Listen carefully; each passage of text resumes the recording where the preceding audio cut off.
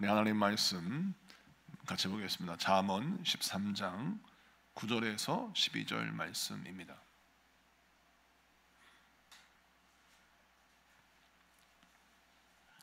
잠언 13장 9절에서 12절 말씀, 우리 다 같이 합독하시겠습니다. 합독합니다. 시작. 의인의 빛은 환하게 빛나고 악인의 등불은 꺼져 있느니라. 교만에서는 다툼만 일어날 뿐이라. 권면을 듣는 자는 지혜가 있느니라. 망령되이 얻은 재물은 줄어가고 손으로 모은 것은 늘어가느니라. 소망이 더디 이루어지면 그것이 마음을 상하게 하거니와 소원이 이루어지는 것은 곧 생명나무니라. 아멘.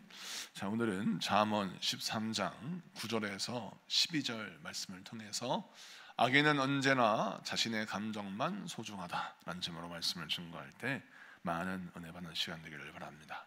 오늘 본문 말씀은 독특한 문법적 표현이 등장합니다. 대꾸법이라고요. 앞에서 한 구절이 시작되면서 앞에 한 내용이 있으면 바로 그 다음에 그 한 내용과 반대된 내용이 나옵니다. 예를 들어서 9절에 의인의 빛은 환하게 빛나고 라고 하는 말씀이 등장하잖아요. 그러면 그 다음에 어떤 대답이 나오냐면 악인의 등불은 꺼진다 라고 나오는 것입니다. 교만에서는 다툼만 일어날 뿐이라 라고 하는 내용이 나오면 반대로 권면을 듣는 자는 지혜가 있느니라, 이렇게 표현하면서 성경이 진행이 되는데, 오늘 말씀 구절을 보니까 의인의 빛이라고 나오잖아요. 또 악인의 등불이라고 나옵니다. 이 의인의 빛하고 이 빛은 히브리어로 오르라고 나옵니다. 그리고 이 등불은 니르라고 나오는데 어떤 차이가 있느냐? 이 오르라고 하는 것은 하나님께서 창세기에 나오니까, 창세기에서 모든 세상을 창조하시고 빛이 있으라 하실 때 빛이 있었고 라고 하는 말씀이 등장하잖아요. 그러니까 창세기에 가장 먼저 이 땅에 빛을 내실 때에 그 빛을 오르라고 합니다. 그런데 이 오르라고 하는 말은 창조의 빛만 의미하는 것이 아니라 스스로 빛을 내는 발광체, 이런 의미도 있거든요. 자, 그러면 어떤 독특한 특징이 있느냐? 두 가지 의미로 요약할 수 있는데, 첫째는 모든 창조 만물을 하나님이 생명의 빛, 창조의 빛으로 비추시는 그 은혜의 빛을 오르라고 하기도 하고, 이 하나님의 창조의 빛은 또 우리에게 어떠한 능력이 있느냐면 누가 도와주거나 누가 협력해서 뭘 태워서 얻는 빛이 아니라 하나님이 우리에게 허락하시는 창조의 빛, 생명의 빛은 정말 무한히 우리에게 비추시는 스스로 계신 분의 빛이다, 스스로 우리에게 빛을 비춰주는 그런 존재다, 막 이렇게 의미가 있는 겁니다. 자, 그렇다면 하나님께서 우리에게 허락하신 빛은 생명의 빛이요, 창조의 빛이요, 또 하나님이 우리에게 허락하신 빛이라는 겁니다. 그런데 악인의 등불, 이 등불은 여러분 어떤 특징이 있죠? 기름이 없으면 등불은 여러분 빛날 수 없습니다. 등불은 오직 기름이 공급되어야 빛나는 것이고, 기름이 멈추면 등불은 꺼지게 되어 있죠. 자, 악인의 등불이, 악인의 인생이 그러하다는 것입니다. 하나님이 긍휼을 베풀어 주셔서 은혜를 허락하셔서 그의 등불이 켜지는 듯 하나 기름을 준비하지 않으면 그 악인의 등불은 꺼지게 되어 있다라는 것이죠. 그래서 예수님께서 열 처녀의 비유를 말씀하실 때, 자, 기름을 준비한 처녀는 혼인잔치에 들어갔지만 기름을 준비하지 않은 다섯 처녀는 혼인잔치에 들어갈 수가 없었습니다. 그것과 똑같이 악인의 등불은 기름을 준비하지 못하였으니 하나님의 천국잔치에 들어갈 수 없는 것이죠. 그래서 오늘 9절 말씀은 우리에게 무엇을 설명하냐면, 생명의 빛 안으로 들어갔을 때 나는 부족하고 연약하지만 주님께서 내 안에서 생명의 빛을 비추심으로 나의 부족함, 연약함, 나의 어둠, 이 모든 것들은 예수님의 그 생명의 빛, 하나님의 그 은혜의 빛을 통해서 내가 정말 구원을 얻고 힘을 얻고 우리 주님께서 우리에게 허락하신 큰 은혜가 나를 살리는 능력이 되는데, 악인들은 기름이 공급되지 않으므로 결국 그의 인생은 한계가 있고, 기름이 떨어지면 꺼져버린다. 그러므로 우리가 항상 무엇을 바라봐야 합니까? 나에게 빛을 비춰주시는 주님만 바라봐야 한다. 그것을 강조하고 있는 것입니다. 자, 그 다음에 10절을 보겠습니다. 10절. 10절입니다. 다 같이 읽습니다. 시작. 교만에서는 다툼만 일어날 뿐이라 권면을 듣는 자는 지혜가 있느니라. 아멘. 여기서 보니까 교만에서는 다툼만 일어난다 라고 하는 말씀과 권면을 듣는 자는 지혜가 있느니라는 말씀이 같이 보여지는데, 이 교만은 어떤 특징이냐면 내 생각과 내 감정이 옳다라고 여기는 사람입니다. 그래서 항상 이 사람은 내 생각, 내 감정에 충실하기 때문에 다른 사람의 말을 들으려 하지 않고 다른 사람의 감정에 공감하려 하지 않습니다. 나의 논리, 나의 법칙에 의해서 움직이게 되죠. 자, 그러면 항상 다툼만 일어납니다. 그런데 권면을 듣는 자는 누굽니까? 잠언에서 나오는 권면을 듣는 자는 하나님께서 선지자나 또 말씀을 통해서 우리에게 허락하시는 그 말씀을 듣고 내가 깨닫는 자, 또 순종하는 자, 따라가는 자, 그런 자들은 하나님이 허락하신 지혜로운 삶을 살게 된다라는 것입니다. 그래서 이 말씀을 통해서 우리 하나님이 우리에게 무엇을 설명하시냐면, 자신의 생각과 자신의 감정에 지나치게 충실한 사람은 무엇을 잃어버립니까? 하나님께서 우리에게 권고하시는 말씀을 용납하거나 그것을 듣으려고 하거나 그것을 인정하려 들지 않을 수 있다라는 것이죠. 그 대표적인 예가 누굽니까? 사무엘상에 등장하는 사울이죠. 사울은 자신의 감정이 너무 충실했습니다. 자, 사람들이 자신을 칭찬하지 않고 다윗을 칭찬합니다. 불쾌했죠. 그런데 그 불쾌한 감정이 결국 그의 인생을 망치는 열매로 나아갑니다. 만약 사울이 인간적으로 보아도 다윗을 인정하고 다윗을 통해서 하나님의 뜻을 이루려고 했으면 사울의 인생의 끝은 절대 그렇게 비극적으로 끝나지 않았을 것입니다.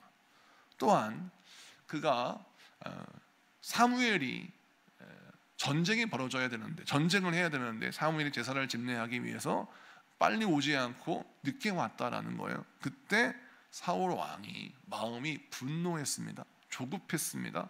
자기 생각에 몰두하게 되고, 또 사무엘이 시간 안에 오지 않음으로 이 전쟁에 승리하려면 내가 제사를 집례해야 된다라고 하는 성급함이 그를 휩싸았습니다. 자, 이게 시험입니다. 그런데 사울 왕은 기다리지 않고 자신이 제사를 집례함으로 어떤 일이 벌어졌습니까? 하나님의 책망을 받고 하나님께 버림을 받습니다. 이는 무엇입니까? 자기의 조급함이, 자기의 성급함과 내 안에 일어나는 분노가 하나님 앞에 합당하지 않았기 때문입니다. 여러분, 사울 왕의 입장에서 보면 그가 화내는 건 당연합니다. 인간으로 볼 때는 사울 왕은 잘못한 것이 없는 것처럼 보입니다. 근데 가장 중요한 잘못이 무엇입니까? 하나님이 하지 말라 하는 것을 했던 것입니다. 하나님의 선을 넘지 말라 했는 선을 넘은 것입니다. 우리가 신앙생활할 때 항상 명심해야 될 것이 하나님의 말씀에 선이 있습니다. 그리고 내 감정선이 있어요. 그런데 하나님의 말씀의 선과 내 감정선이 서로 충돌할 때 우리는 무엇을 인정해야 합니까? 하나님의 말씀의 선을 인정해야 하는 것입니다. 내 감정이 치따라 나아간다 할지라도 하나님의 말씀의 선이 스톱, 멈춰라 라고 하시면 어떻게 해야 돼요? 멈추는 것이 지혜입니다. 할렐루야. 그래서 우리는 승리할 수 있는 것이죠. 근데 교만한 사람은 어떻게 합니까? 다툼만 일어난다. 이게 무슨 뜻이냐면 끝까지 모든 관계를 깨고, 하나님과의 관계도 깨고, 사람과의 관계도 깨고, 끝까지 자기 감정에 충실하다는 거예요. 그래서 악인은 언제나 자기 자신의 감정이나 생각에만 충실하고 하나님의 뜻, 하나님의 선, 하나님의 기준에 대해서는 관심이 없다는 거예요. 오늘 이 말씀을 통해서 우리가 지혜를 얻어야 합니다. 우리가 살다 보면 정말 말도 안 되는 일을 겪게 됩니다. 정말 어처구니 없는 일도 겪기도 하는데 그럴 때마다 우리는 어떻게 해야 합니까? 하나님의 인도하심을 따라 순종하며 아버지께서 어떠한 길을 예비해 하시듯 하나님 더 좋은 길을 예비하셨겠지라고 믿고 나아가는 것이 중요합니다. 처음에 우리 교회가 여러분 삼성전에 있을 때 얼마나 교회 아름답게 잘 리모델링하고 성도들이 그 교회를 쓸고 닦았습니까? 상선점 앞에 1층에 골프장에서 담배 피고 또 쓰레기 함부로 버릴 때 저하고 우리 교부들 항상 새벽마다 그 쓰레기를 잘 치우고, 그 다음에 뿐만 아니라 그 근처를 우리 성도님들이 늘 청소하고 아끼고 돌봤단 말이에요. 그런데 그걸 3년 만에 교회를 나가라고 했을 때는 정말 속상하고 막 괴롭고 힘들었죠. 내 감정이 북받쳐 오릅니다. 그런데 화나고 분하고 마음속에 억울한 감정에 붙들리면 이 제4성전에 하나님의 예비하심을 보지 못해요. 그리고 그 슬픔에 사무쳐 버립니다. 그럴 때는 어떻게 합니까? 과감하게 내 마음속에 억울하고 분하고 힘든 감정을 잘라내 버리고 하나님께서 예비하신 은혜가 있을 것이다 라고 믿고 바로 그것을 바라보는 것이 지혜라는 것입니다. 할렐루야. 이 말씀 붙들고 승리하신 여러분에게 축복합니다. 그 다음에 11절 12절 보겠습니다. 11절 12절 여러분 한번 읽어주시겠어요? 시작. 망령되이 얻은 재물은 줄어가고 손으로 모은 것은 늘어가느니라. 소망이 더디 이루어지면 그것이 마음을 상하게 하거니와 소원이 이루어지는 것은 곧 생명나무니라. 아멘. 11절은 해석하기가 쉬워요. 망령되이 얻은 재물은 줄어가고, 이 망령되이 재물을 얻는 사람은 악인을 말합니다. 악인은 하나님께서 원하시는 방법, 기뻐하시지 않는 방법으로 재물을 얻으려고 하지만 그 재물은 결국 그에서 떠나가게 된다는 것입니다. 여러분, 우리가 인생을 살다 보면 정말 억울하게 내 돈을 빼앗기는 경우가 있죠. 받아야 할 돈을 받지 못하고 또 억울한 일을 당하여 큰 경제적 손실을 볼 때가 있습니다. 염려하지 마시고 분해하지 마십시오. 하나님이 다 갚으십니다. 악인의 손에 있는 재물은 다 사라지게 되어 있는 거예요. 결국 하나님이 심판하신다라는 겁니다. 손으로 모은 것은 늘어가니라. 이게 무슨 뜻이냐면, 이 손으로 모은 것은 무엇이 생략되느냐?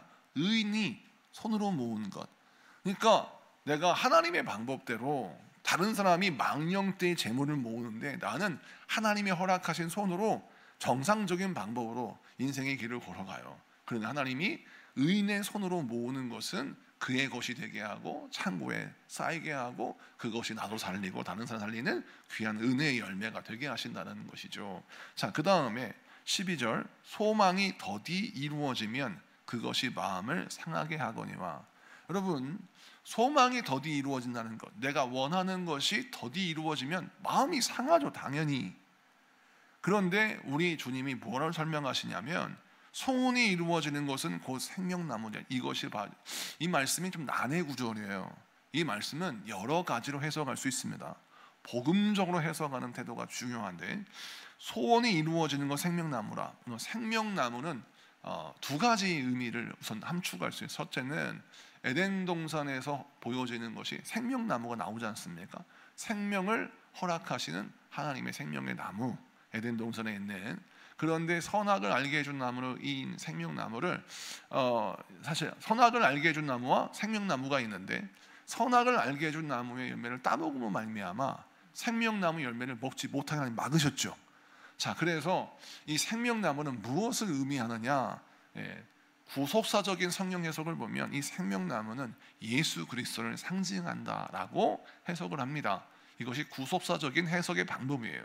그러니까 창세기부터 요한계시록까지 예수님을 중심으로 성경을 해석한다는 것입니다.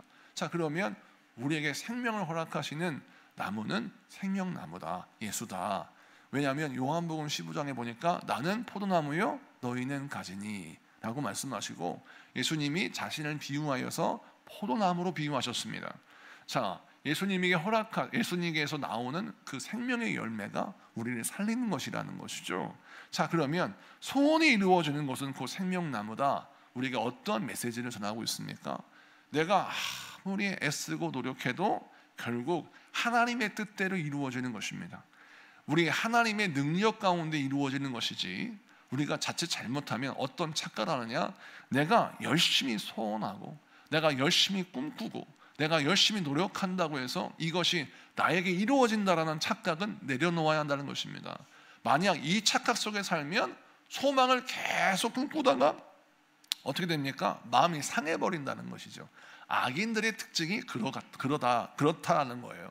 그런데 의인들은 어떻게 합니까? 소원이 이루어지는 것은 곧 생명나무다. 이것은 풀어 설명하면 소원이 이루어지는 것은 오직 주님께 있습니다. 그러므로 주의 판단, 주의 역사, 주님의 결론에 순종한다는 거예요. 지금은 응답하시지 않아도 하나님이 예비하신 은혜를 바라보며 순종하고 나아가고, 지금은 설명이 안 되고 이해가 안 돼도 하나님의 인도하심을 따라 나아간다는 거예요. 그래서 이것을 줄여서 소원이 이루어지는 것은 생명나무다 라고 해석해 놓았다라는 것입니다. 자, 그러므로 오늘 말씀을 종합해 보자면, 여러분 시편 56편 13절을 한번 보겠습니다. 시편 56편 13절 말씀 다 같이 한번 읽어볼까요? 시작. 주께서 내 생명을 사망에서 건지셨음이라. 주께서 나로 하나님 앞 생명의 빛에 다니시려고 실족하게 아니하게 하지 아니하셨나이까. 아멘. 자, 9절과 12절을 연결해서 보면 우리가 생명의 빛에 다니게 하셨어요. 우리 하나님은 우리에게 생명의 빛 안에서 거하게 하시고 다니게 하셨다. 이 말씀을 잘 보세요. 우리 하나님 안에 사는 사람은 하나님께서 우리에게 허락하신 생명의 빛이 우리에게 온전한 빛입니다. 이 생명의 빛이란 은혜를 말하고, 우리 하나님 우리가 베푸시는 귀한 말씀을 허락하십니다. 그런 은혜의 빛, 말씀의 빛이 우리에게 비춰주는 삶을 살아요. 자, 그리고 12절. 자, 나는 포도나무 너희는 가지다 라고 말씀하셨잖아요. 우리가 주님께 붙어 있으면, 주님 안에 있으면 우리는 주님께서 허락하신 생명나무의 열매를 맺는 자가 되는 것입니다. 그러니까 9절과 12절의 공통점이 뭐예요? 아하, 주님 안에 거하는 것이 복이구나. 할렐루야. 주님 안에 거하면 나의 부족함과 빈곤함은 아무런 문제가 되지 않습니다. 하나님이 우리에게 은혜를 허락하시고, 또 주님 안에 거하면 나의 소망은 더디 이루어지는 것 같지만 주의 뜻 가운데 온전히 이루어지는 때가 온다라는 것이죠. 그러므로 우리가 집중해야 할 것은 내가 지금 복받았다, 복받지 않았다, 내가 지금 어떻다 하는 나의 현실의 상황이 문제가 아니라 나를 향하신 하나님의 뜻이 중요하지만 내가 하나님 안에 거하는 것이 가장 중요하다는 것을 성경은 우리에게 증언하고 있는 것입니다. 이 말씀 붙들고 저와 여러분 어떻게 신앙생활을 해야 합니까? 내 생각과 내 감정에 너무 사무치면 결국 하나님의 뜻을 보지 못합니다. 그러나 반대로 하나님 안에서 하나님의 생각과 마음과 뜻을 존중하고 따르고 순종하면 그 사람에게는 생명의 빛과 풍성한 열매가 우리에게 허락될 줄로 믿습니다. 다 같이 기도하겠습니다. 우리 공동기도문 같이 선포하며 기도하겠습니다. 시작. 생명의 하나님, 오늘도 주의 말씀으로 저희의 마음을 비추시니 감사합니다. 우리의 감정과 생각이 교만으로 흐르지 않게 하시고 말씀의 권면에 귀 기울이는 겸손한 마음을 주옵소서. 하나님의 때를 신뢰하며 주급함을 버리고 주의 섭리 안에서 기다리는 믿음을 배우게 하옵소서. 기도의 응답이 더딜지라도 낙심하지 않게 하시고 생명의 빛 안에서 인내의 열매를 맺게 하옵소서. 오늘도 주의 은혜로 우리의 영혼이 새로워지고 주님 안에서 복된 삶을 누리게 하옵소서. 예수 그리스도의 이름으로 기도드립니다. 아멘.